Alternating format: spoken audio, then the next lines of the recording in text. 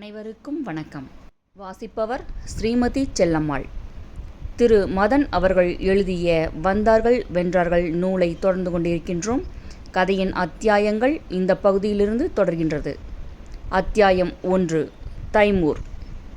ஆண்டியாக இருந்தாலும் சரி, அலெக்சாண்டராக இருந்தாலும் சரி, வடக்கிலிருந்து இந்திய துணை கண்டத்துக்குள் நுழைய வேண்டுமென்றால் விண்ணை முட்டும் இமயமலைத் தொடரை தாண்டியாக வேண்டும், அல்லது வெள்ளம் பெருக்கெடுத்து ஓடும் ஆழமான சிந்து நதியை கடந்தாக வேண்டும். இயற்கை அமைத்து தந்த இந்த பெரும் அரண்களை தாண்டி இந்தியாவுக்குள் நுழைய முயற்சித்து அதில் கம்பீரமாக வெற்றி கண்டவர்கள் கிரேக்க மன்னன் அலெக்சாந்தர் உட்பட மிக சிலரே. அலெக்சாந்தரை தொடர்ந்து சுமார் 1500 ஆண்டுகளுக்குப் பிறகு கிபி 1221 மங்கோலிய தலைவன் செங்கிஸ்கான் வெறி பிடித்த பெரும் படையுடன் சிந்து நதிக்கரை வரை வந்து நின்றான். இந்தியாவா பாரசீகமா என்று சிந்தனையுடன் அவன் வெளிப்படுத்திய மூச்சு வட இந்தியாவை அங்கும் இங்குமாக ஆண்டு கொண்டிருந்த மன்னர்களை வெப்பக் காற்றாக தாக்கி நடுங்க வைத்தது. நல்ல காலமாக அவன் பாரசீகம், அதாவது தற்போதைய பெர்ஷியா பக்கம் குதிரைகளை திருப்பிக் கொண்டு முன்னேற இந்தியா அவன் இரத்த வெறியிலிருந்து தப்பியது என்றே சொல்லலாம். பிறகு 1398 தான் இந்தியாவிற்கு நிஜமான ஆபத்து வெடித்தது. மங்கோலிய பரம்பரையில் வந்த தைமூர் என்கிற கொடுங்கோல் மன்னன் மத்திய ஆசியாவில் இருந்து வந்து ஒரு பெரும் படையுடன் கிளம்பி ஆப்கானிஸ்தானை கடந்து இந்தியாவிற்கு வந்து சேர்ந்தான். சிந்து நதியை அவன் சட்டை செய்யவில்லை. படகுகளை வரிசையாக நிறுத்தி இணைத்து பாலம் ஏற்படுத்தி கன நேரத்தில் நதியை கடந்து டெல்லியை நோக்கி முன்னேறினான். அவன் இந்தியாவில் தங்கியிருந்தது 6 மாதங்கள்தான். இருப்பினும் பிற்பாடு முகலாய சாம்ராஜ்யம் இந்தியாவில் தோன்றுவதற்கான ஒரு முக்கிய காரணம் தைமூர் என்பதால் அவன் சம்பந்தப்பட்ட இரத்தமயமான இந்திய அத்தியாயங்களை நம்மால் ஒதுக்க முடியவில்லை. ஆகவே சற்று நெருக்கமாக சென்று இதோ சிந்து நதிக்கரைக்கு பெரும் படையுடன் வந்து சேர்ந்த தைமூருடன் சற்று பயணிப்போம். ஆனால் வாசகர்கள் சற்று மனதை திடப்படுத்தி கொள்ள வேண்டும். தைமூரின் கொலைவெறியை அருகில் இருந்து காண நெஞ்சுரம் தேவை. ஆப்கானிஸ்தானின் தலைநகரான காபூலின் வடக்கில், முந்தைய சோவியத் ரஷ்யாவின் தென்கோடியில், இன்றைய உஸ்பெக் பகுதியில் உள்ள முக்கிய நகரம் சாமர்கண்ட். துருக்கிய மங்கோலிய இனத்தை சேர்ந்த தைமூரின் தலைநகரம் அதுதான். சாமர்கண்டிலிருந்து கிளம்பிய தைமூரின் மாபெரும் படை முதலில் பாக்தாத் நகரை சூறையாடியது. பிறகு பாரசீகம். வெறியும் வேகமும் கொண்ட தைமூரின் வீரர்கள் பாரசீகத்தை பந்தாடினார்கள். கொடூர களிப்புடன் அவர்கள் வெட்டி வீழ்த்திய மனித தலைகளின் எண்ணிக்கை சுமார் 70,000. அவற்றை குவித்து நூற்றுக்கணக்கான மனித தலை பிரமிடுகளை உருவாக்கிய பிறகே தைமூர் பாரசீகத்தை விட்டு வெளியேறினான். அடுத்தபடி ரஷ்யா மாஸ்கோவிற்குள் புகுந்து சூறையாடிவிட்டு சில நாட்கள் ஓய்வெடுத்து கொண்டு நேராக இந்தியாவை நோக்கி அவன் படை முன்னேற ஆரம்பித்தது. இலக்கு அவன் ஏற்கனவே கேள்விப்பட்டிருந்த புகழ்பெற்ற டெல்லி நகரம். இந்தியாவை நோக்கி தைமூரின் படை முன்னேறிய வேகத்தோடு பறவைகள் கூட போட்டியிட முடியவில்லை என்று சரித்திர ஆராய்ச்சியாளர் ஒருவர் குறிப்பிடுகிறார். செப்டம்பர் 22 ஆண்டு 1398. தைமூரின் படை சிந்து நதிக்கரை ஓரம் வந்து சேர்ந்தது. இந்த பரபரப்பான செய்தி வந்து சேர்ந்தவுடனே வட இந்தியா பீதியில் ஆழ்ந்தது. டெல்லியில் கோலோச்சிய பலம் வாய்ந்த சுல்தான் பிரோஸ் ஷா துக்ளக் இறந்து 10 ஆண்டுகள் நகர்ந்து விட்டன. நானா நீயா என்று கோஷ்டி சண்டையில் ஈடுபட்டிருந்த பொம்மை அரசர்கள் இருவர் டெல்லியை ஏதோ ஒரு ஒப்புக்கு ஆண்டு கொண்டிருந்தனர். ஒரு கோஷ்டியின் தலைவனான மல்லூகான் இக்பாலின் கை ஓங்க அவன் உதவியோடு டெல்லி அரையணையில் உட்கார்ந்தான் முகமது ஷா. அவன் பதவியேற்ற கையோடு தைமூரின் படை டெல்லியை நெருங்கிக் கொண்டிருக்கும் செய்தியும் வந்து சேர்ந்தது. வரட்டுமே, ஒரு நொண்டி மன்னனுக்கா நாம் பயப்படுவது? ஆர்ப்பாட்டம் போடும் அந்த மங்கோலிய நாடோடியை தோற்கடித்தால் டெல்லி சுல்தானாகிய தாங்கள்தான் உலக சாம்பியன் என்கிற ரீதியில் மன்னனை மல்லூகான் இக்பால் உசுப்பேற்ற, யார் என்ன ஏது என்று எதுவும் விசாரித்து அறியாமலேயே போர் உடை பூண்டான் முகமது ஷா. இளம் வயதில் ஒரு போர்க்களத்தில் எதிரியின் அம்பு தொடையில் பாய்ந்ததால் தைமூரின் கால் பாதிப்புக்கு உள்ளானது. ஆகவே சற்று விந்தி விந்தி நடந்த அவனை தைமூர் இ லெங், நொண்டி தைமூர் என்று மற்றவர்கள் குறிப்பிட்டார்கள். இப்படி எனக்கு ஒரு பெயர் இருப்பது தெரியும். ஆனால் என் எதிரில் வந்து யாரும் என்னை அப்படி அழைக்க மாட்டேன் என்கிறார்களே என்று அலுப்பு சிரிப்புடன் தைமூர் குறிப்பிடுவது உண்டு. நம்மை பொறுத்தவரை தைமூர் என்றே அழைப்போம். எதற்கு வீண் பிரச்சனை? சிந்து நதியை கடந்த தைமூரின் படை மகிழ்ச்சியை கொண்டாட பஞ்சாப் பகுதி முழுவதையும் சூறையாடி வெறியாட்டம் போட்டது. சுமார் 1,00,000 பேர் தைமூரிடம் அடிமைகளாக சிக்கினார்கள். அவர்களை மொத்தமாக கயிறுகளால் கட்டி தைமூரின் படை கூடவே இழுத்துச் சென்றது. டிசம்பர் ஆரம்பம். வாள்களை உயர்த்தியவாறு ஏகமான இரத்த ஆர்வத்துடன் டெல்லி நகர எல்லையில் முகாமிட்ட இந்த மங்கோலிய படையின் மொத்த எண்ணிக்கை சுமார் 90,000.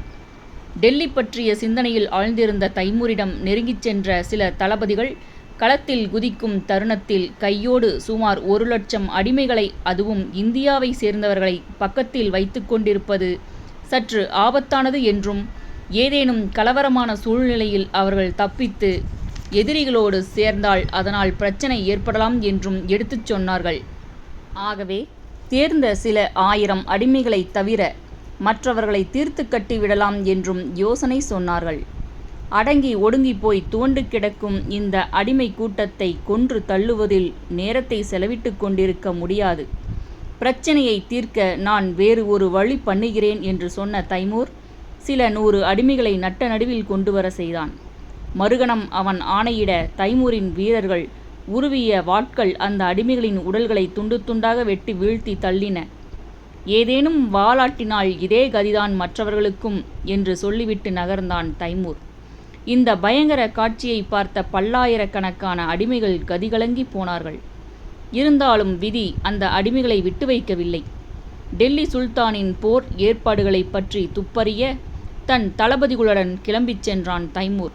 இதை எப்படியோ தெரிந்து கொண்ட மல்லூகான் திடீரென்று ஒரு படையுடன் கோட்டையிலிருந்து வெளிப்பட்டு சில வீரர்களோடு மட்டும் இருந்த தைமூரை துரத்தியடித்த தமாஷ் நடந்தது. முகம் சிவந்து கோபம் கொந்தளிக்க பாசறைக்கு தைமூர் திரும்பிய போது பேரணியாக பிடித்து வைக்கப்பட்டிருந்த அடிமைகளில் சிலர் தங்களின் பரிதாப சூழ்நிலையையும் மறந்து கலுக்கென்று சிரித்துவிட, அல்லது தன்னை பார்த்து அவர்கள் சிரித்ததை போன்ற ஒரு பிரமை தைமூருக்கு ஏற்பட்டிருக்கலாம். அவர்கள் பக்கம் பார்வையை திருப்பிய தைமூர் நிதானமாக இவர்களில் யாரும் உயிரோடு இருக்கக்கூடாது என்று கர்ஜித்தான். அதைத் தொடர்ந்து 1 மணி நேரத்திற்குள் அத்தனை பேருடைய தலைகளும் சீவப்பட்டன. இந்த ஒட்டுமொத்த கொலைக்குப் பிறகும் அவ்வப்போது தைமூர் முகத்தில் லேசான கவலை ரேகைகள். அடுத்தபடி நாம் எதிர்கொள்ள வேண்டிய அந்த பிரச்சனையை சமாளிக்க ஏற்பாடுகள் தயாரா என்று தன் தளபதிகளிடம் கேட்டான் தைமூர். தைமூரின் கவலைக்கு காரணம் உண்டு. இமயமலைத் தொடர், சிந்து நதி, 2 பெரும் அரண்களுக்கு அடுத்தபடி வேற்று நாட்டு படைகளுக்கு திகிலூட்டிய விஷயம் இந்தியர்களுக்கே உரித்தான யானைப்படை என்கிற நடமாடும் அரண். எளிமையான இந்திய அரசர்களிடம் கூட நிறைய யானைகள் உண்டு என்பதும், அந்த யானைகள் கட்டுப்பாடோடும் ஆவேசத்தோடும் போர்களில் பங்கேற்பது வழக்கம் என்பதும் யானைகளையே நேரில் பார்த்திராத வெளிநாட்டு மன்னர்களுக்கு வியப்பையும் பிரமிப்பையும் ஏற்படுத்தியது. இந்தியாவிற்குள் நுழைய பார்த்த கிரேக்க, மங்கோலிய, ஆப்கான் மற்றும் துருக்கிய தளபதிகள் பலர் தங்களை நோக்கி ஆயிரக்கணக்கில் யானைகள் பிளிரிக்கொண்டு புழுதி பறக்க திமுதிமுவென்று ஓடி வருவதாக கற்பனை செய்து கொண்டே பீதியில் ஆழ்ந்ததுண்டு. ஆகவே தைமூரும் சற்றே கவலைப்பட்டதில் ஆச்சரியம் இல்லை. ஆனால் அந்த கவலை அவனை பெரிதாக கலவரப்படுத்தவும் இல்லை. டெல்லி சுல்தானின் யானைப்படையை எதிர்கொள்ள தயாரானான் தைமூர். டிசம்பர் 17ஆம் தேதி சுல்தான் முகமது ஷாவின் கோட்டை கதவுகள் திறந்தன. உயர்த்தி பிடித்த வாட்களும் கேடயங்களும் பளிரிட 10,000 குதிரை வீரர்கள் வெளியே அணிவகுத்து வந்தனர். தொடர்ந்து 40,000 வீரர்கள் கொண்ட காலாட்படை. பிறகு தரை அதிர தொடர்ந்து வந்தன யானைகள். நெற்றிப் பகுதியில் இரும்பு முட்கள் பதிக்கப்பட்ட கவசங்களுடன், தந்தங்களில் பொருத்தப்பட்ட நீண்ட வாட்களுடன். யானை என்கிற இந்த பிராணி இத்தனை பெரிய உடம்பை தூக்கிக் கொண்டு இவ்வளவு வேகமாக கூட முன்னேறுமா? சில வினாடிகள் வியந்தான் தைமூர். பிறகு அவன் தலையசிக்க படிப்படியாக அவன் தீட்டிய போர் திட்டங்கள் அமல்படுத்தப்பட்டன. அவனுடைய தேர்ந்தெடுக்கப்பட்ட குதிரை வீரர்கள் ஏராளமான துணிச்சலுடன் மின்னல் வேகத்தில் பாய்ந்து சுல்தானின் படைக்குள் புகுந்தார்கள்.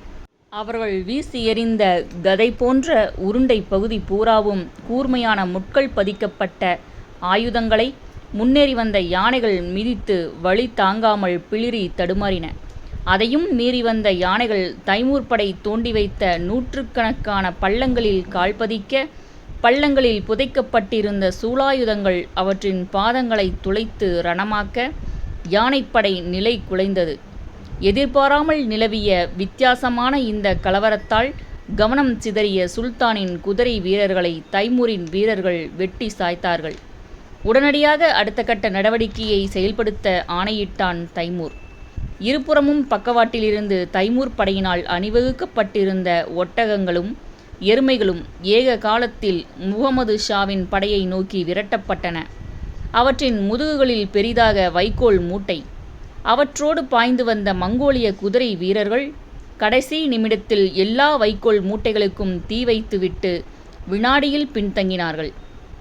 திடீரென்று கிளம்பிய ஒரு ராட்சத நெருப்பு வியூகம் சுல்தான் படையை நோக்கி குறுகிக்கொண்டே வந்ததை கண்ட யானைகள் தாறுமாறாக ஓடி தங்கள் வீரர்களையே துவம்சப்படுத்திய அதே நேரத்தில் தைமூரின் வீரர்கள் முழு வெறியோடு புகுந்து விளையாடினார்கள். அவர்களின் சிவந்து போன வாட்களின் வீச்சில் பல நூற்றுக்கணக்கான தலைகள் அங்கும் இங்கும் இரத்த துளிகளுடன் பறந்தன. ஒரே நாளில் மாலை நேரம் வந்து சேர்வதற்குள் போர் முடிந்துவிட்டது. தைமூரின் தலைமையில் அவனுடைய வெற்றி படை நடுங்கிக் கொண்டிருந்த டெல்லிக்குள் ஆரவாரத்துடன் நுழைந்தது. பிறகுதான் மறுபடியும் பயங்கரம். தைமூரின் இரத்தமயமான அணுகுமுறை பற்றி படிக்கும்போது இப்படி ஒரு கொலை வெறியா என்று புருவங்களை உயர்த்த தோன்றும். ஆனால் அந்த வெறிதான் அவன் வெற்றிக்கு காரணமாயிருந்தது. இடையூறு செய்பவர்களிடம் இரக்கம் காட்டுவதோ எதிரிகளை ஏனோ தானோ என்று விட்டுவிடுவதோ அவனுக்கு பிடிக்காத ஒன்று. தைமூரை பொறுத்த மட்டில் தலைவேறு உடல் வேறாக தரையில் கிடப்பவன்தான் எந்த பிரச்சனையும் ஏற்படுத்தாத எதிரி. எதிர்த்து நிற்பவர்களை தீர்த்து கட்டுவதை வேகமாக முடிக்க வேண்டும் என்பதும் தைமூரின் கொள்கைகளில் ஒன்று. யாரும் சோம்பலாக உட்காரக்கூடாது. எல்லோரும் கூட்டுறவாக செயல்பட்டால்தான் காலதாமதம் இல்லாமல் காரியத்தை முடிக்க முடியும் என்று தைமூர் அவ்வப்போது தன் படைவீரர்களிடம் வலியுறுத்துவது வழக்கம்.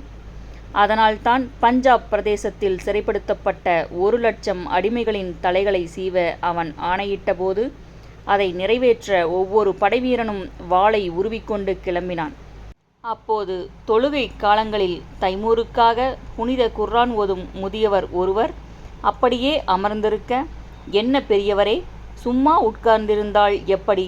நீங்களும் ஒரு வாளை எடுத்துக்கொண்டு போய் ஒத்துழைக்கலாம் அல்லவா என்று தைமூர் சொல்ல, பதறிப்போய் எழுந்த பெரியவரின் கையில் தைமூரின் சகாக்கள் ஒரு வாளை தந்து இழுத்து கொண்டு சென்றார்கள்.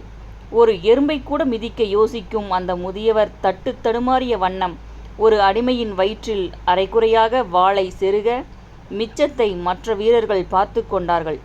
பிறகு அந்த அடிமையின் தலையை சீவிய ஒரு வீரன் தான் செய்த கொடுமையான காரியத்தை நினைத்து அழுதவாறு திரும்பி நடந்து கொண்டிருந்த பெரியவரை அழைத்து, தலையை விட்டுவிட்டு போனால் எப்படி என்று அவர் கைகளில் துண்டிக்கப்பட்ட தலையை கொடுத்து அனுப்பினான் என்பதெல்லாம் சரித்திர பெட்டி செய்திகள். தைமூரின் வெற்றிப்படை டெல்லி நகரின் பிரதான வீதிகளில் நுழைந்தது.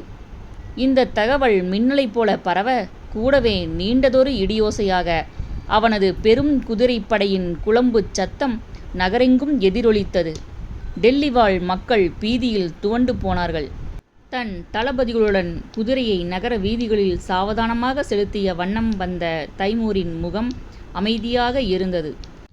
ஆங்காங்கே 2 இடுக்கில் இருந்தெல்லாம் சற்று துணிவுடன் எட்டி பார்த்த நகர மக்கள் சிலருக்கு இது சற்று நம்பிக்கை தந்தது. உண்மையில் தைமூர் முகத்தில் நிலவியது வெற்றிகரமாக விருந்துண்ட வேங்கையின் முகத்தில் இருக்கும் அமைதிதான் என்பதும், அதைத் தொடர்ந்து எப்போது வேண்டுமானாலும் திடீர் புயல் வீசலாம் என்பதும் அவனுடைய தளபதிகளுக்கு மட்டுமே தெரிந்திருந்தது. தைமூரின் குதிரையை தங்கள் குதிரைகள் முந்தாமல் லகானை எச்சரிக்கையாக இழுத்து பிடித்தவாறு அவனுடன் மௌனமாக வந்த தளபதிகள் சுல்தானின் அரண்மனையை நோக்கி முன்னேறினார்கள். அரண்மனைக்குள் நுழைந்த தைமூர் நேராகச் சென்று வெற்றி ஆரவாரத்தின் நடுவே சிம்மாசனத்தில் அமர்ந்தான். அரச குடும்பத்தை சேர்ந்தவர்கள், பிரபுக்கள், ஊர் பெரியவர்கள், செல்வந்தர்கள், வசதி படைத்த வர்த்தகர்கள் எல்லோரும் வரிசையாக ஒவ்வொருவராக வந்து தைமூரின் முன் மண்டியிட்டு வணங்கினார்கள். பலர் அவன் காலில் முத்தமிட்டார்கள். யார் எவர் என்று ஒருவர் மெலிதாக தைமூரிடம் எடுத்துச் சொல்லிக்கொண்டே வர, வந்தவர்கள் வைரங்களையும் வைடூரியங்களையும் தங்க ஆபரணங்களையும் வாட்களையும் தைமூர் காலடியில் குவித்து பச்சையாகவே உயிர்ப்பிச்சை கேட்டனர். சிம்மாசனத்தில் பொறுமை இழந்து அமர்ந்தவாறு மரியாதைகளை ஏற்றுக்கொண்டான் தைமூர். அதற்கு காரணம் உண்டு. தைமூருக்கு ஒரு இடத்தில் தொடர்ந்து உட்கார்ந்து பழக்கம் இல்லை. அது சிம்மாசனமாக இருந்தாலும் சரி. நாடோடி மன்னனாக அலைப்பாய்ந்து கொண்டிருந்த அவனுக்கு திறந்த வெளிதான் பிடித்தமான சூழ்நிலை. அரண்மனையை ஒட்டகங்களின் மீது சுருட்டி வைத்து கட்டி எங்கு சென்றாலும் தன் கூடவே எடுத்துச் செல்லும் வழக்கமுடையவன் தைமூர். கூடாரங்கள்தான் அவன் அரண்மனை. ஆகவே காலில் விழும் வைபவம் முடிந்த கையோடு தைமூர் செய்த முதல் காரியம் அரண்மனைக்கு வெளியே வந்து கூடாரங்கள் அமைத்து திறந்த வெளியில் தங்கியதுதான். சற்று ஓய்வெடுத்து கொண்டு பிற்பகல் தொழுகைக்காக குவாத் அல் இஸ்லாம் மசூதிக்கு தன் பரிவாரங்களுடன் சென்றான் தைமூர். டெல்லிக்கு அருகே புகழ்பெற்ற குதுப் மினாரை ஒட்டி குத்புதீன் ஐபக் கிபி 1193 கட்டிய பிரம்மாண்டமான மசூதி அது. இந்தியாவில் கட்டப்பட்ட முதல் பெரும் மசூதி இதுதான் என்று சொல்லப்படுகிறது. சிதிலமடைந்த அந்த மசூதியின் வாயிலை இன்றும் நாம் காணலாம். தொழுகை முடிந்தவுடன் குதுப் மினாரையும் மசூதியையும் சுற்றி பார்த்த தைமூர், இந்த இந்திய கலைஞர்கள் சாதாரணமானவர்கள் அல்ல. கட்டடங்களை ஆரம்பிக்கும் போது விஸ்வரூபம் எடுக்கிறார்கள். கடைசியில் பொற்கொல்லர்களைப் போல நுணுக்கமான வேலைப்பாடுகளுடன் முடிக்கிறார்களே என்று வியந்தானாம். பிறகு குதுப் மினார் அடைப்புக்குறிக்குள் முதல் மாடி வரை கட்டிய குதுப் மினுக்குப் பின் ஆட்சிக்கு வந்த சுல்தான் சம்சுதீன் இல்துத்மிஸ் மற்றும் அலாவுதீன் கில்ஜியின் கல்லறைகளுக்கு சென்று மரியாதை செலுத்திவிட்டு டெல்லி நகர் திரும்பினான் தைமூர். விருந்தும் மற்ற கேளிக்கைகளும் தயாராக இருந்தன. ஒயின் கோப்பைகள் உருண்டன. ஒரு கோப்பை ஒயினை உள்ளே தள்ளிய தைமூர் ஆர்வத்துடன் கேட்ட கேள்வி, யானைகள் எங்கே? தளபதிகள் சொல்லியனுப்ப தைமூர் படை காயப்படுத்தாமல் கைப்பற்றியிருந்த 120 யானைகள் வரிசையாக வந்து மண்டியிட்டு தும்பிக்கையை உயர்த்தி தைமூருக்கு சலாம் செய்தன. குசியானான் தைமூர். இந்த மிருகங்களை ஜாக்கிரதையாக சங்கிலியால் பிணைத்து வையுங்கள். இவை என்னுடன் ஊருக்கு வரப்போகின்றன என்று ஆணையிட்டான். பிறகு டெல்லி சுல்தான் வளர்த்த அஸ்ஸாம் காடுகளில் பிடிக்கப்பட்ட காண்டா மிருகங்களை வரிசையாக அழைத்து வந்தார்கள்.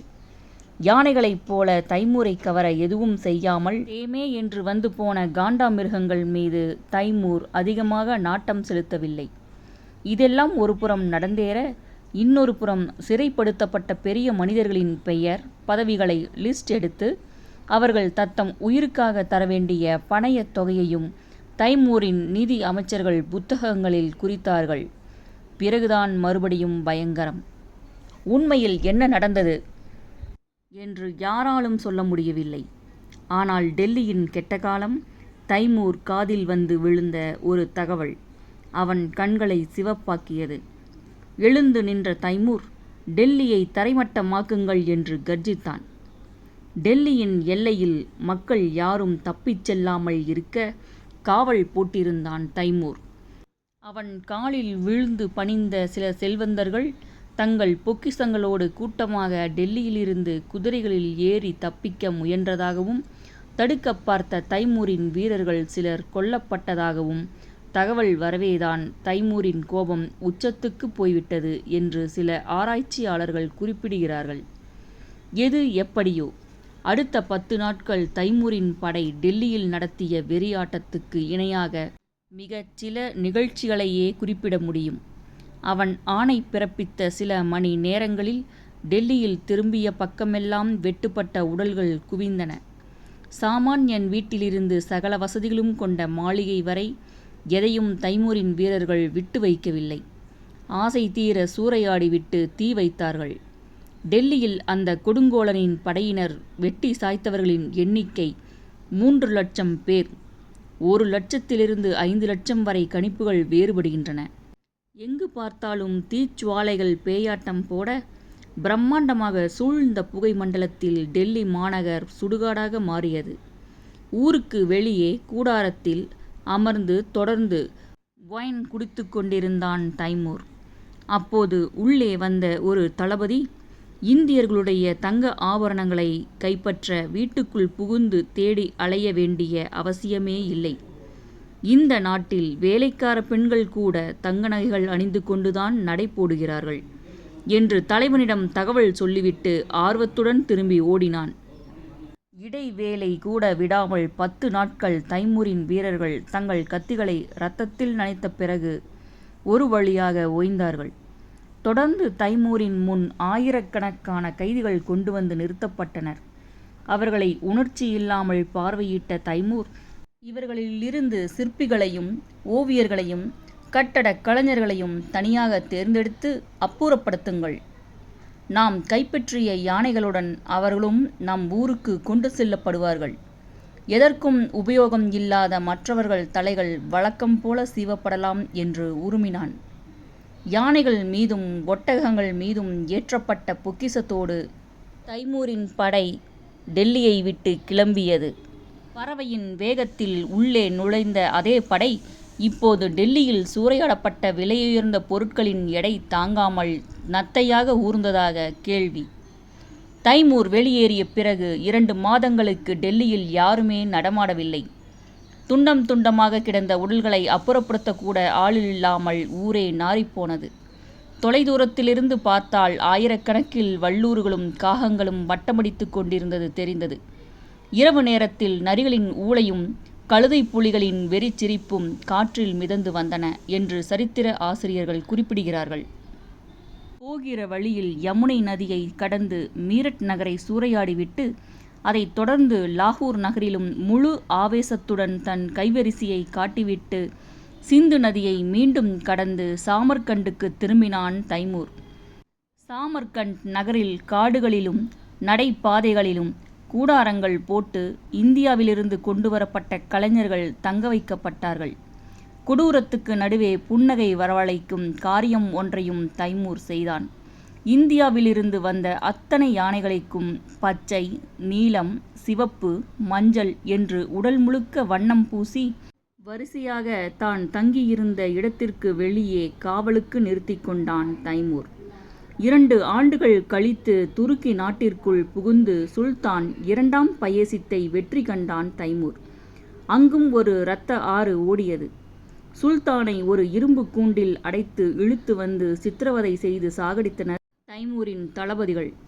கொலைவெறி பிடித்த கொடுங்கோலர்களின் மரணமும் அநேகமாக கொடூரமாகத்தான் இருக்கும் என்று வாசகர்களின் மனதோரத்தில் ஒரு எதிர்பார்ப்பு இருப்பது இயற்கையே. ஆனால் சரித்திரத்தில் எப்போதும் அப்படி நிகழ்ந்து விடுவதில்லை. சீனாவை கைப்பற்ற திட்டங்கள் தீட்டிக் கொண்டிருந்த தைமூர் சில நாட்கள் நோய்வாய்ப்பட்டு ஜனவரி 1405 படுக்கையில் வீழ்ந்து பல சாமானியர்களைப் போலவே பொட்டென்று உயிரை விட்டது ஆன்டி கிளைமாக்ஸ் தான். இந்தியாவிலிருந்து அழைத்துச் செல்லப்பட்ட இந்திய கட்டடக் கலைஞர்களை கொண்டு சாமர்கண்ட் நகரில் தைமூரின் கல்லறை கட்டப்பட்டது.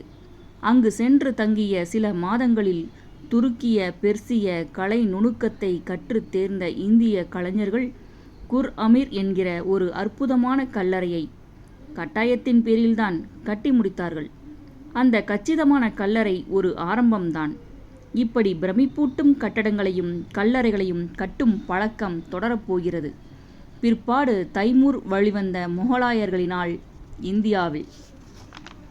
இந்த பகுதி இத்துடன் நிறைவடைகிறது. அடுத்த பகுதி முகமது கோரி. கதையின் அத்தியாயங்களை தொடர்ந்து கேட்க ஸ்ரீமதி செல்லம்மாள் வலையொலி அலைவரிசையை பதிவு செய்யுங்கள். செல்லம்மாள் தொடர்வாள். நன்றி, வணக்கம்.